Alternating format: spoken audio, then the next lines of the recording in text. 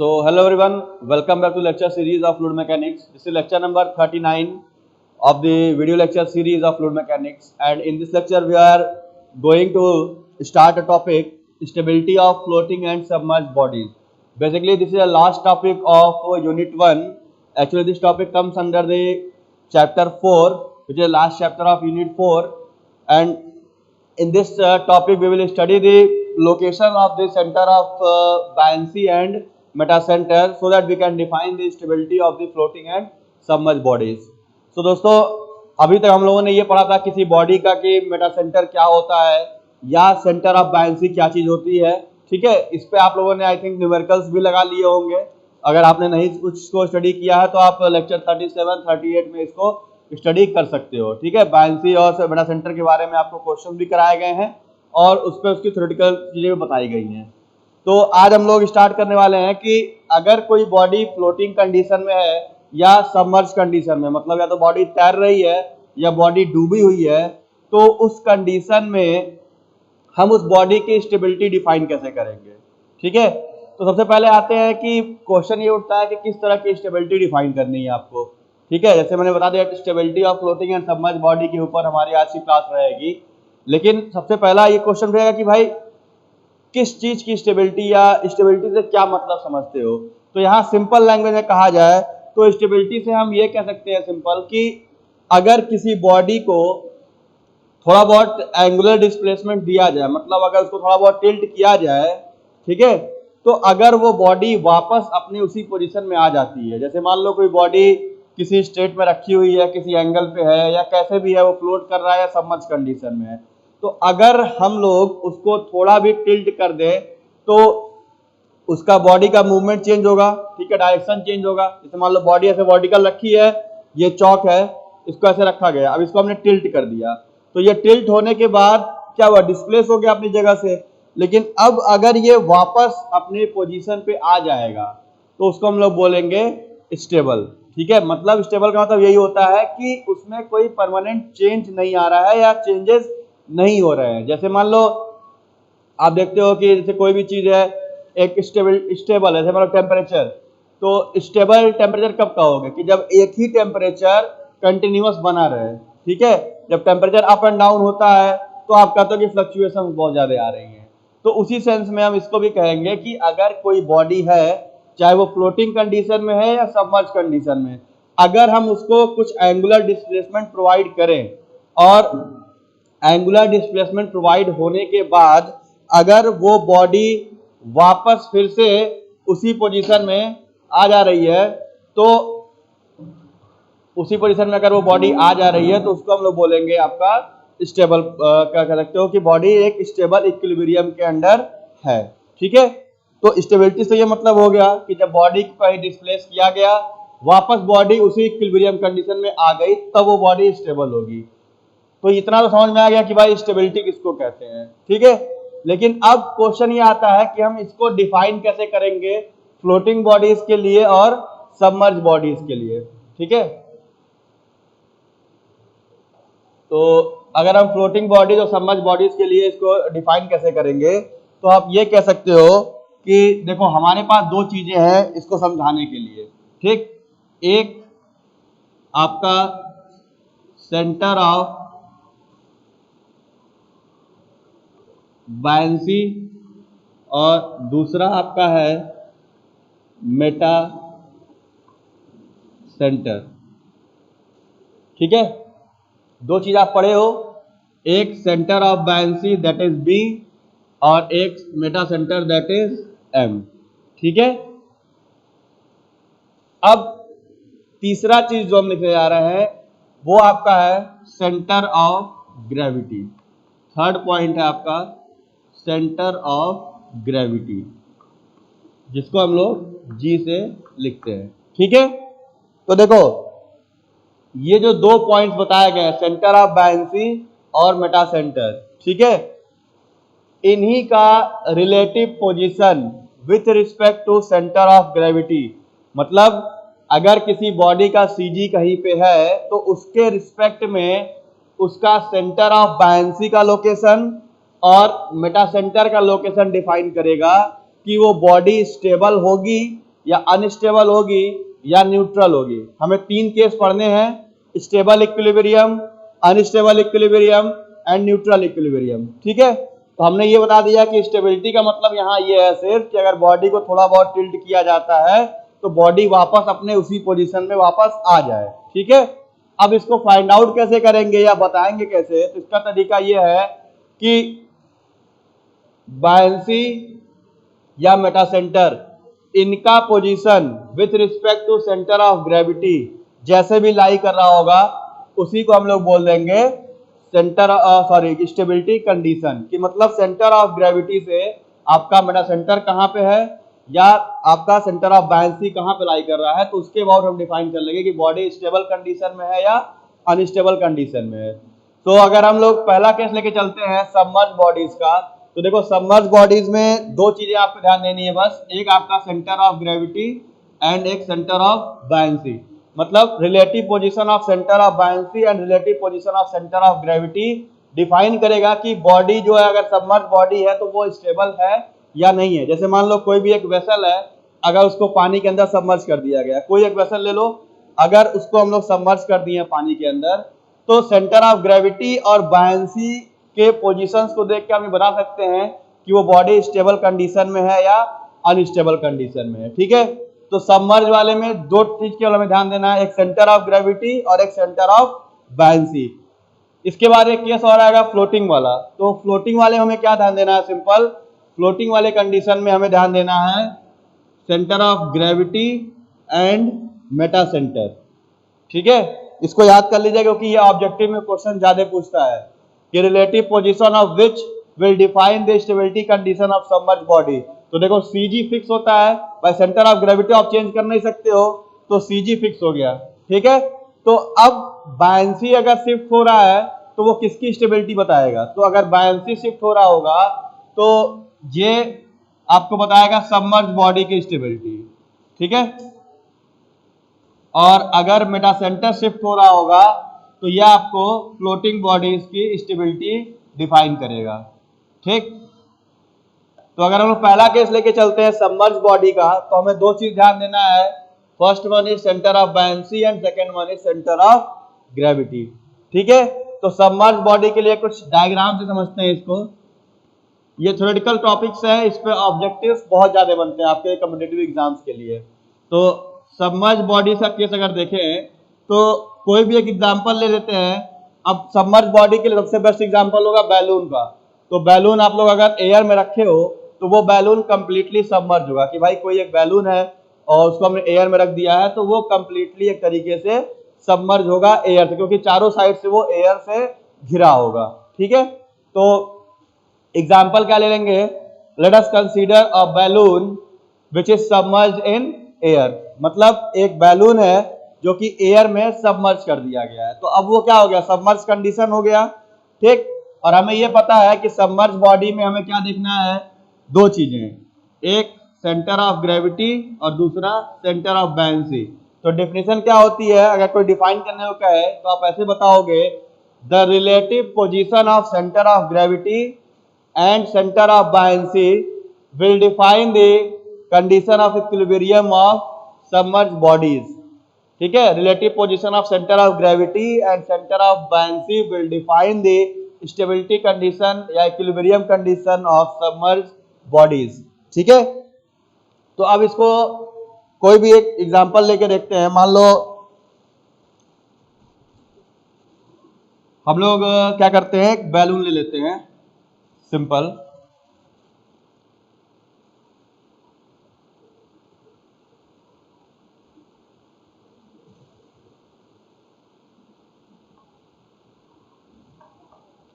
मान लो ये एक बैलून है और ये आपका इसका नॉर्मल एक्सिस है। ठीक है, यहां मैं लिख देता हूं, और ये चारों साइड इसके एयर है, मतलब इसको हम लोगों ने एयर में सबमर्ज किया हुआ है। ठीक है, तो इसका एक सेंटर ऑफ ग्रेविटी होगा, इसका एक सेंटर ऑफ बायंसी होगा। ठीक है, हम इसके 3 केस बनाएंगे, तो हम पहला भी बना रहे हैं स्टेबल इक्विलिब्रियम का। फर्स्ट केस हम बना रहे हैं स्टेबल इक्विलिब्रियम का।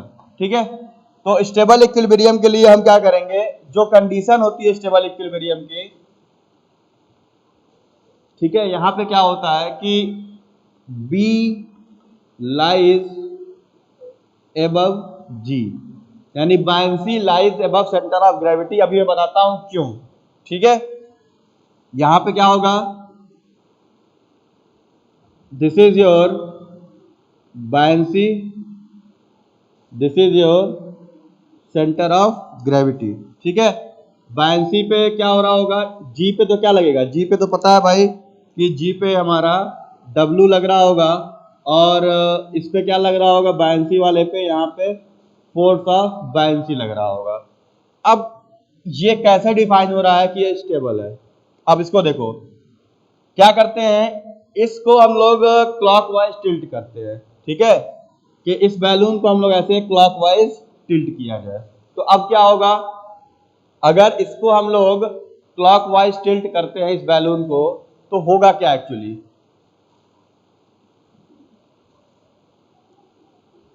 ये कुछ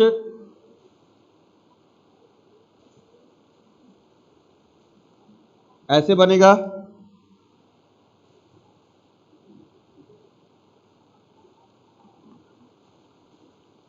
ठीक है, ये हो गया G, ये हो गया B। ठीक है, यहाँ पे इसका वेट W लग रहा है, यहाँ इसका फोर्स ऑफ बायंसी लग रहा है, और हमने डिस्प्लेसमेंट क्या दिया इस पे, हमने इसको क्लॉकवाइज यहाँ पे एक तरीके से एंगुलर डिस्प्लेसमेंट दिया गया है क्लॉकवाइज डायरेक्शन में। तो यहाँ पे आपको समझना है मूवमेंट वाला कॉन्सेप्ट।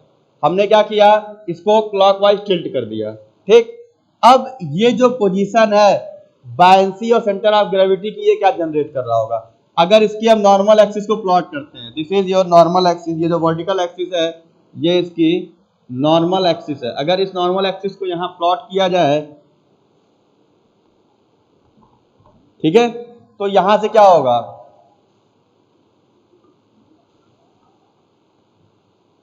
ये हो गया इसका नॉर्मल एक्सिस, यहाँ पे G है, यहाँ पे B है।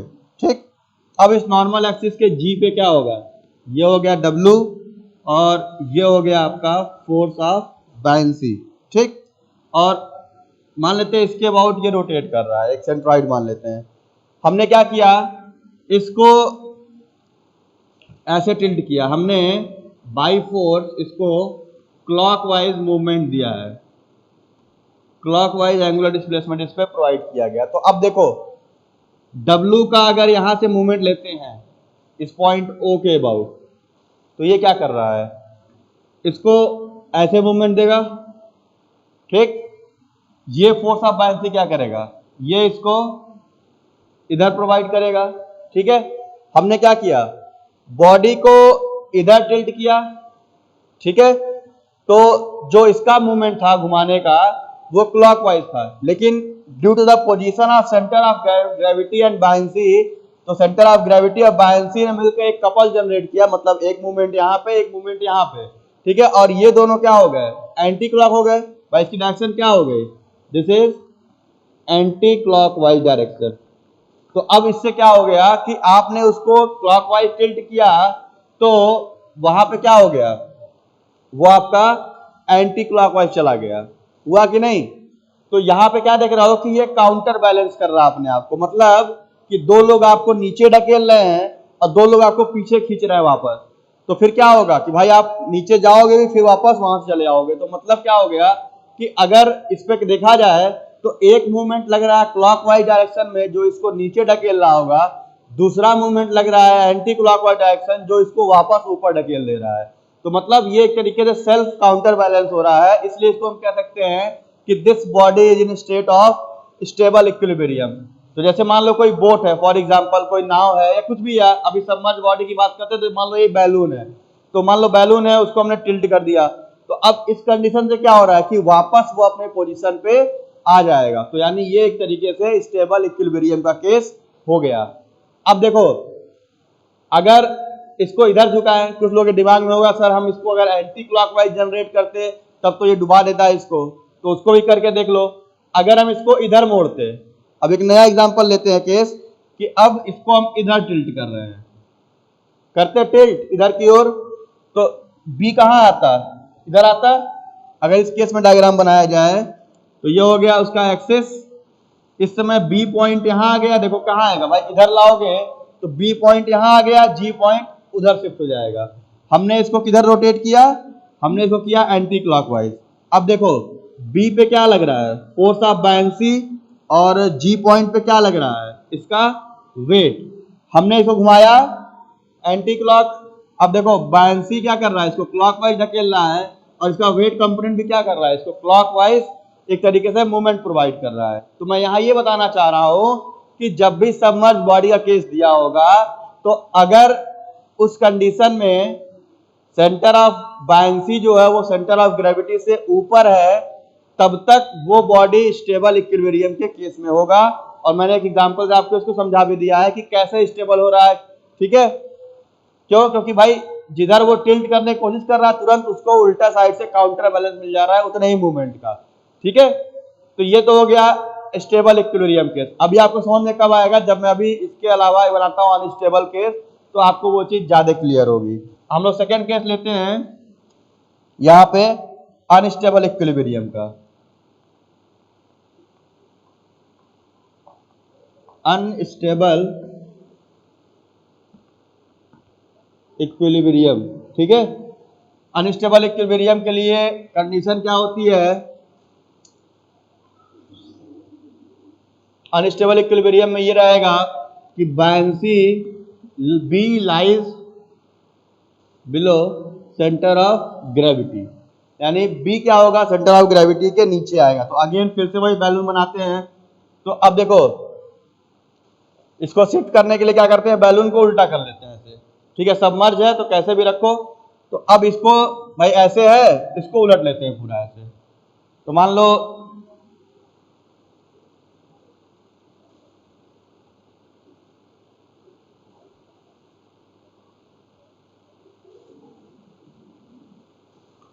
अब ये बैलून ऐसे शिफ्ट हो गया, कुछ नहीं किया गया, बस उस डायग्राम को उल्टा कर दिया गया। अब क्या हुआ कि बी कहाँ था, बी यहां चला गया, जी यहां चला गया, ठीक है। बस भाई इसी को रिवर्स कर दिया गया ऐसे। अब क्या होगा, बी वाले पे क्या लग रहा है, फोर्स ऑफ बायंसी, जी वाले पे क्या लग रहा है, वेट ऑफ द बॉडी। अब इसको अगर लोग टिल्ट करते हैं फिर से, तो मान लो इसको हम लोगों ने क्लॉकवाइज एक तरीके से एंगुलर डिस्प्लेसमेंट प्रोवाइड किया। तो क्लॉकवाइज एंगुलर डिस्प्लेसमेंट प्रोवाइड करने पे होगा क्या इसमें कि फिर से वही मूवमेंट जनरेट होगा। अब देखते हैं मूवमेंट जनरेट कैसे हो रहा है।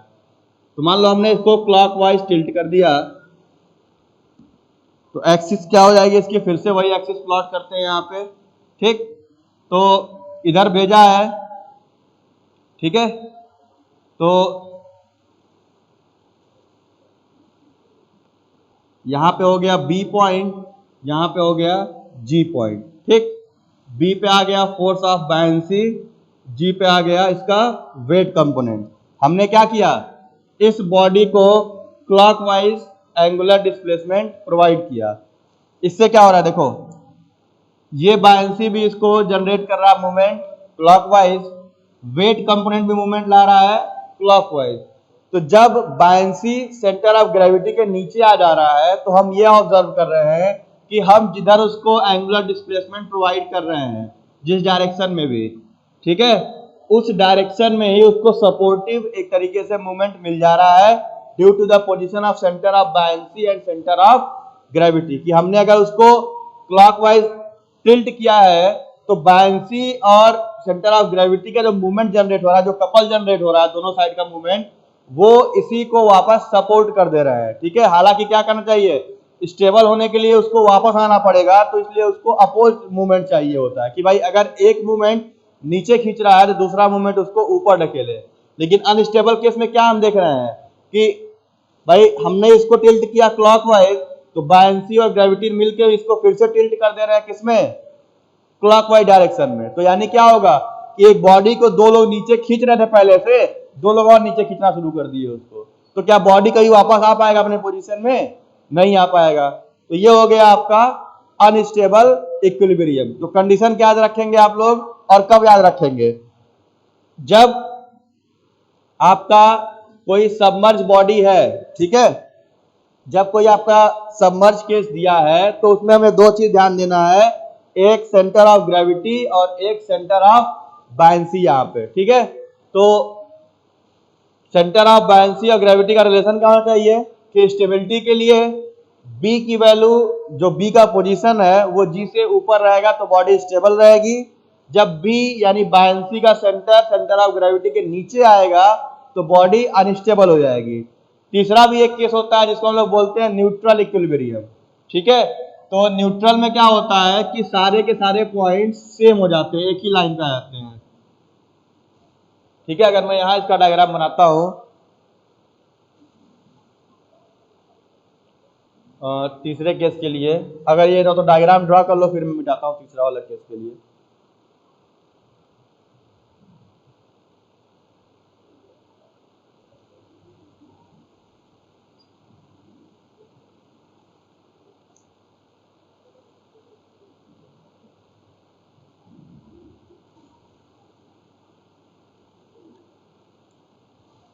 ठीक है, तीसरा केस अगर मैं यहां लिखता हूं, न्यूट्रल इक्विलिब्रियम,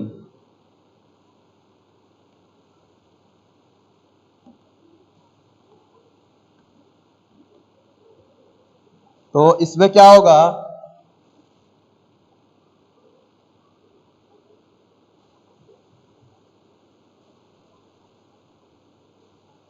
मान लो एक सर्किल है, ठीक है।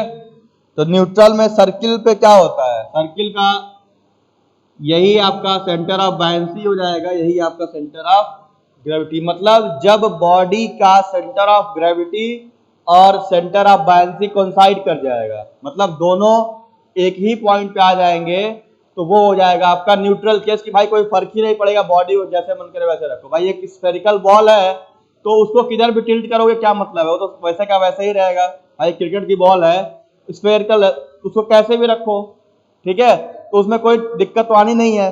तो मतलब क्या है कि जब उस पर कोई फर्क ना पड़ रहा हो, तो ये कंडीशन कब आएगा, जब बी और जी एक ही पॉइंट पे कोइंसाइड कर जाएंगे, कि भाई बी और जी एक ही पे कोइंसाइड कर गए हैं तो कहीं कोई मूवमेंट वगैरह जनरेट ही नहीं होगा, तो कोई फर्क ही नहीं पड़ेगा उस बॉडी के ऊपर, तो वो हो जाएगा आपका न्यूट्रल इक्विलिब्रियम, ठीक है।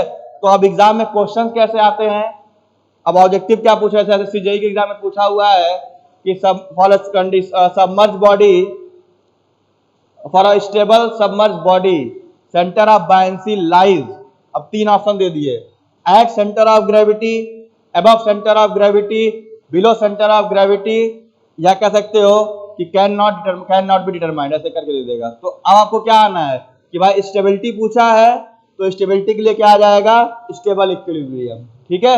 मतलब जब बी जी के ऊपर आ गया तो वो स्टेबल हो गया, जब नीचे आ गया तो हो गया अनस्टेबल, और जब एक ही पे आ गया तो वो हो गया न्यूट्रल इक्विलिब्रियम। तो ये पहला केस था स्टेबिलिटी ऑफ सबमर्ज बॉडीज का, तो इसको ड्रॉ कर लीजिए, फिर हम चलते हैं स्टेबिलिटी ऑफ फ्लोटिंग बॉडीज के ऊपर, ठीक है।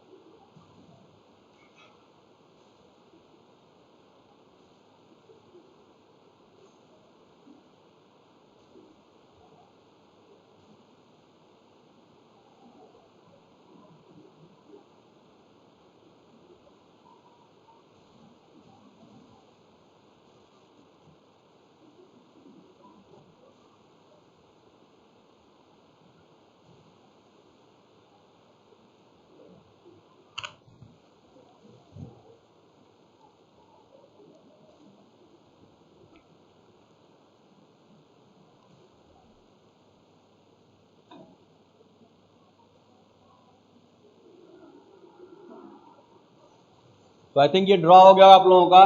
ठीक है, ये जो कॉन्सेप्ट बताया ये आपके बुक में नहीं दिया होगा, इस तरह से समझाना है इसको, कैसे मूवमेंट लग रहा है, कैसे जनरेट हो रहा है, तो इसको देख लीजिएगा एक बार आप लोग। बुक में से डायग्राम बना के बता दिया है।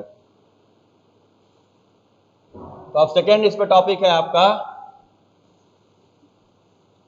हेडिंग डाल लीजिए स्टेबिलिटी ऑफ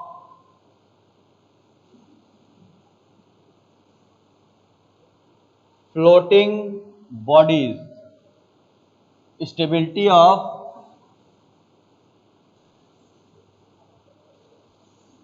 फ्लोटिंग बॉडीज।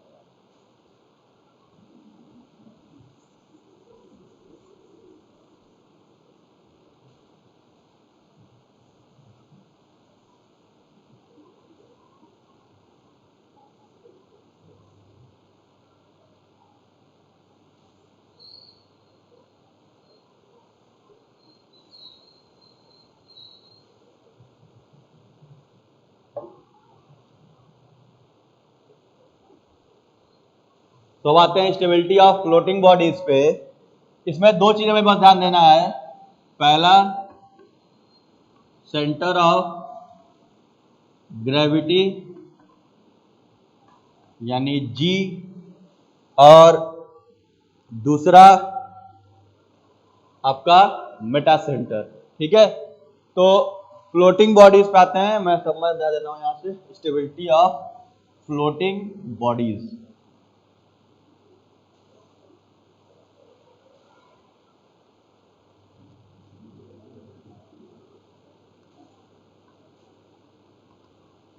ठीक है, तो इसमें एक स्टेटमेंट लिख लीजिएगा, the relative position of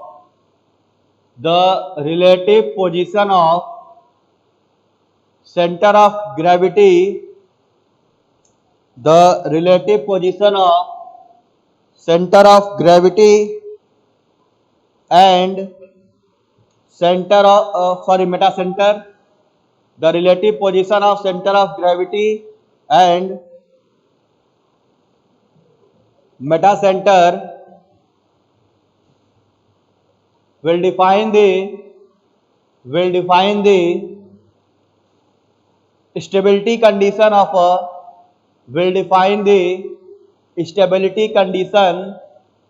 of a floating body, stability condition of a floating body। ठीक है, मतलब क्या हुआ इसका कि मेटा सेंटर और सेंटर ऑफ ग्रेविटी का रिलेटिव पोजीशन, मतलब एक दूसरे के सापेक्ष में वो कहां पे है, ये बताएगा कि कब आपकी बॉडी स्टेबल है, कब आपकी बॉडी स्टेबल नहीं है। ठीक है, तो एक कोई भी एक बॉडी ले लेते हैं जो फ्लोट कर रहा है। ठीक है, मान लो ले लेते हैं वाटर में। ठीक है, तो एक डायग्राम बनाते हैं सिंपल। मान लो ये आपका वाटर लेवल है और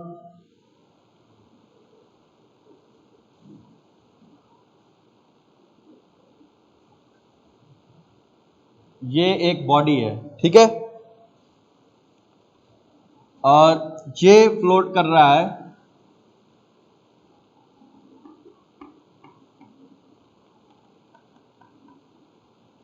अब इसमें देखो,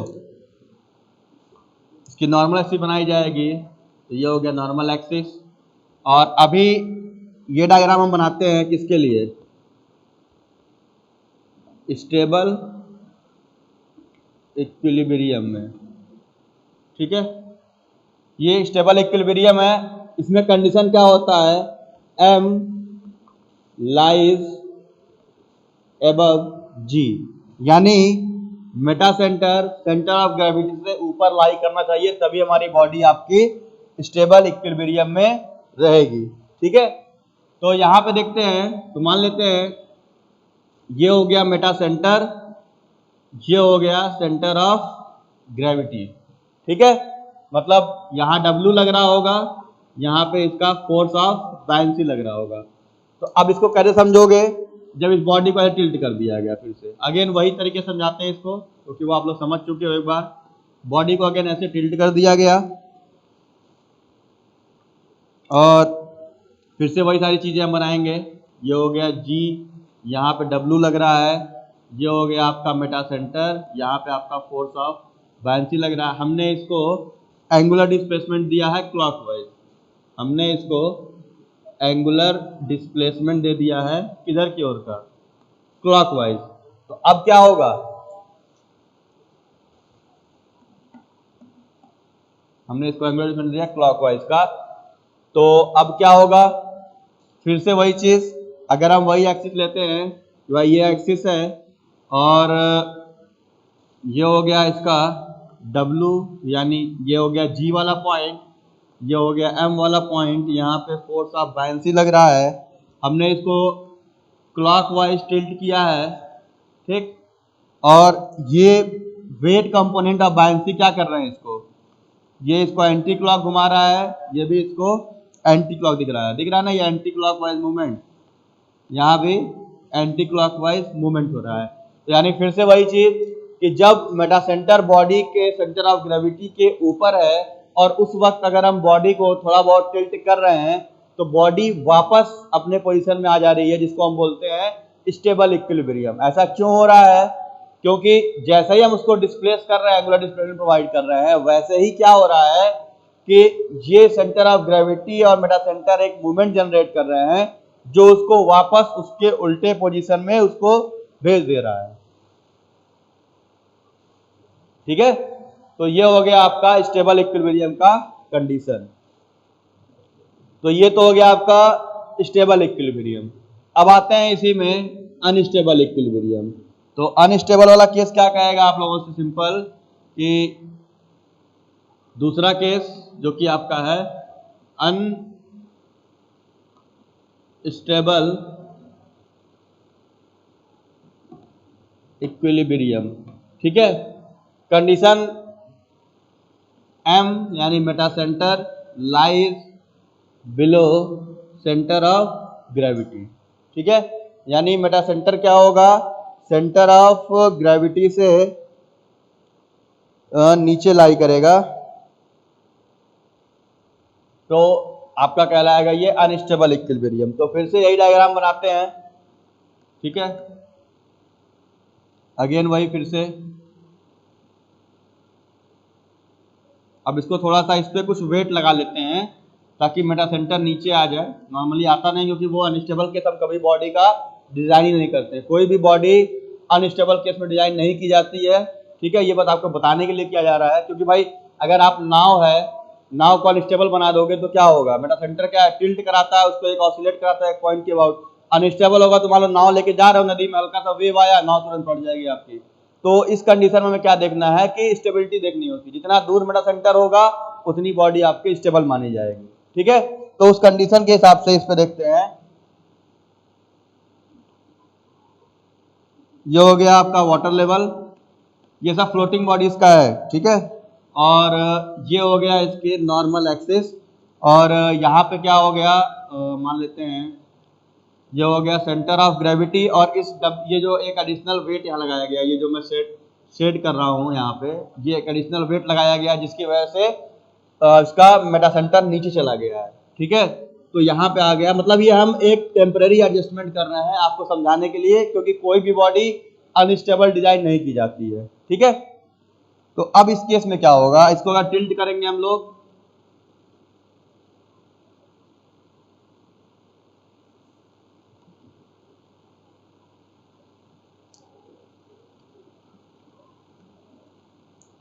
यहाँ पे दिस इज जी, यहाँ पे ऐसे W लग रहा होगा, ये हो गया M, यहाँ पे ऐसे आ रहा है फोर्स ऑफ बायन्सी। ठीक, हमने इसको क्लॉकवाइज टिल्ट कर दिया। तो अब देखो नीचे क्या होगा, इसी को हम बनाते हैं ऐसे, ये हो गया इसकी नॉर्मल एक्सिस, और यहाँ पे आ गया फोर्स ऑफ बायन्सी, ये हो गया मेटा सेंटर, ये हो गया आपका W, ये हो गया सेंटर ऑफ ग्रेविटी। तो देखो अब क्या होगा इस केस में, आपने इसको क्लॉकवाइज टिल्ट किया तो फोर्स ऑफ बायन्सी और ये W दोनों मिलकर इसको क्लॉकवाइज मूवमेंट प्रोवाइड कर देंगे, जिसकी वजह से ये बॉडी तुरंत डूब जाएगा। ठीक है, मतलब वापस अपने पोजीशन में नहीं आ पाएगी, क्योंकि दो लोग उसको नीचे खींच रहे थे पहले से, दो लोग और मिलकर खींचने लगे उसको, तो क्या कभी वापस वो आएगा ही नहीं अपने पोजीशन में। इसलिए जब कोई फ्लोटिंग बॉडी ऐसे कंडीशन में आ जाए कि उसका Meta centre centre of gravity के नीचे आ जाएगा, तो उसको हम लोग बोलेंगे, आपका कह सकते हो सिंपल, कि ये आपका एक अनस्टेबल केस में है। ठीक है, अब यहाँ पे एक न्यूमेरिकल भी मैं कराऊंगा, मोस्ट प्रोबेबली नेक्स्ट लेक्चर में कराता हूँ।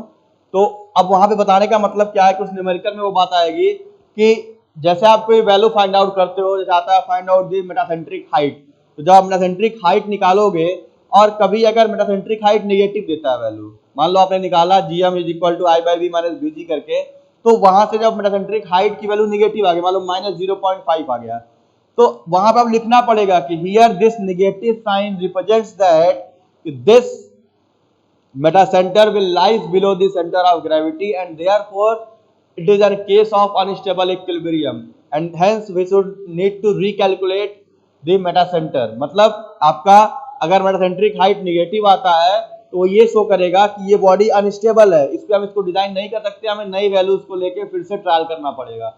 अभी एक न्यूमेरिकल इस पे आएगा तो मैं सोच रहा हूँ इसको कराऊंगा इस अगले लेक्चर में। ठीक है, फिर आते हैं तीसरे वाले केस पे, ये तो हो गया unstable, M lies below G, stable में M लाइज अबव दी G, यानी M for Meta centre, G for centre of gravity. अब आते हैं न्यूट्रल वाले केस में। ठीक है, न्यूट्रल में क्या होगा कि ये एक बॉडी है, ठीक, ये इसकी एक्सिस हो गई, एक ही पॉइंट पे यहाँ पे G लग रहा है, यहाँ पे M लग रहा है। ठीक है, यानी न्यूट्रल इक्विलिब्रियम में क्या हो जाएगा कि एक ही पॉइंट पे आपका सेंटर ऑफ ग्रेविटी और मेटा सेंटर लगना शुरू हो जाता है। तो इस केस में क्या होगा भाई, नाइदर कोई भी शिफ्ट नहीं होगा, तो बॉडी एक तरीके से न्यूट्रल इक्विलिब्रियम होगी, मतलब उसमें कोई फर्क ही नहीं पड़ेगा। तो तीन केस यहाँ भी आ गए, ठीक है, तीन केस वहां भी थे। तो अगर इसको हम समराइज करते हैं तो हमें क्या समझ में आया है कि चाहे वो बॉडी फ्लोटिंग हो, चाहे वो बॉडी सबमर्ज हो, मतलब बॉडी डूबा हो या बॉडी तैर रहा हो, दोनों ही केस में जो उसका पोजीशन है सेंटर ऑफ बायन्सी या मेटा सेंटर, ये दोनों ही अगर सेंटर ऑफ ग्रेविटी के ऊपर है, तो चाहे बॉडी तैर रही हो चाहे बॉडी डूब रही हो, दोनों केस में वो बॉडी स्टेबल कंडीशन में होगी कि बॉडी को थोड़ा बहुत टिल्ट करेंगे तो वापस उस पोजीशन में वो आ जाएगा। और अगेन दोनों ही अगर मान लो किसी बॉडी का किसी भी कंडीशन में अगर बायन्सी सेंटर ऑफ ग्रेविटी के नीचे है या मेटा सेंटर नीचे है, तो बॉडी डेफिनेटली अनस्टेबल केस में है, क्योंकि अगर उसको हम टिल्ट करेंगे तो बॉडी वापस अपनी पोजीशन में नहीं आ पाएगी। न्यूट्रल में क्या होगा कि दोनों बॉडी एक ही पॉइंट पे लाई करेंगे, मतलब सब कुछ B, G और M सब एक ही पॉइंट पे आ जाएगा। तो तीन केस होते हैं, स्टेबल, अनस्टेबल और न्यूट्रल। तीनों में हमें क्या ध्यान देना है, ऐसे याद रखना कि भाई स्टेबल के लिए सेंटर ऑफ ग्रेविटी के ऊपर होना चाहिए, चाहे वो सेंटर ऑफ बायन्सी हो चाहे वो आपका मेटा सेंटर हो। तो एग्जाम में कभी कंफ्यूजन नहीं होगा आपको ऑब्जेक्टिव टिक करने में। मान लो ऑब्जेक्टिव पूछा for a floating condition Meta centre of body lies, तो आपको ये पता है, बस एक चीज याद रखो, स्टेबल के लिए सेंटर ऑफ ग्रेविटी से ऊपर होना चाहिए, चाहे वो बायन्सी हो चाहे वो मेटा सेंटर हो। ठीक है, तो आपको कभी कंफ्यूजन नहीं आएगा, क्योंकि भाई जब ऊपर है तो स्टेबल है, नीचे आएगा तो अनस्टेबल, सेम पॉइंट पे आ गया कोइंसाइड कर गया तो न्यूट्रल हो गया। ठीक है, तो ये नोट कर लो, फिर मैं इसको नेक्स्ट लेक्चर में, इस पर एक न्यूमेरिकल है जिसपे ये क्लियर हो जाएगा कि नेगेटिव वाला वैल्यू कैसे आता है, कैसे उसको स्टेटमेंट दिया जाता है। ठीक है, तो मिलते हैं नेक्स्ट लेक्चर में, लेक्चर नंबर 40 में। प्रोबेबली ये लास्ट टॉपिक है यूनिट 1 का, और उसके बाद वो यूनिट 1 खत्म हो जाएगी आपकी। तो कोशिश करिएगा न्यूमेरिकल्स वगैरह इसके सॉल्व करने के। तो thank you very much for seeing this lecture, see you in the next lecture. और ये मैं 1-2 मिनट छोड़ दे रहा हूँ, नोट कर लीजिए, फिर मैं एंड कर दूंगा। तो थैंक यू वेरी मच।